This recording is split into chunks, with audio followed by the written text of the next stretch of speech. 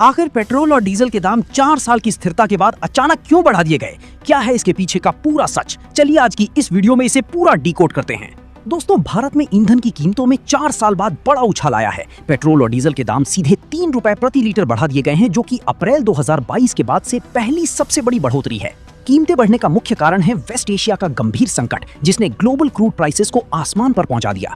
International market में कच्चे तेल की कीमत $120 प्रति बैरल के पार चली गई थी और ऊपर से स्ट्रेट ऑफ होर्मुज में आई रुकावटों ने सप्लाई की चिंता को और बढ़ा दिया। लेकिन सवाल यह है कि भारत में इस बढ़ोतरी को इतने दिनों तक टाला कैसे?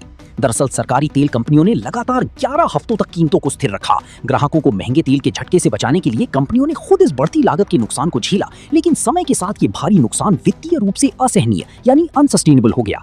अगर पिछले बदलाव की बात करें तो अप्रैल 2022 से कीमतें पूरी तरह फ्रीज थी और सरकार ने 2024 के लोकसभा चुनाव से ठीक पहले पेट्रोल डीजल के दाम 2 रुपए प्रति लीटर घटाए भी थे।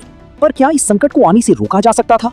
सच तो ये है कि अगर भारत के पास कच्चे तेल को स्टोर करने के लिए अमेरिका और चीन जैसे बड़ी स्ट्रेटेजिक पेट्रोलियम रिजर्व्स यानी बैकअप भंडार होते और हमने पिछले कुछ सालों में इलेक्ट्रिक व्हीकल्स और सोलर एनर्जी को और भी तेजी से अपनाया होता, तो अंतरराष्ट्रीय बाजार की इस बड़ी झटके को काफी हद तक टाला जा सकता था।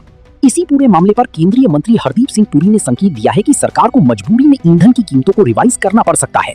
इसी के साथ पीएम नरेंद्र मोदी ने भी देश के नागरिकों से ऊर्जा और विदेशी मुद्रा यानी फॉरेन एक्सचेंज बचाने की अपील की है।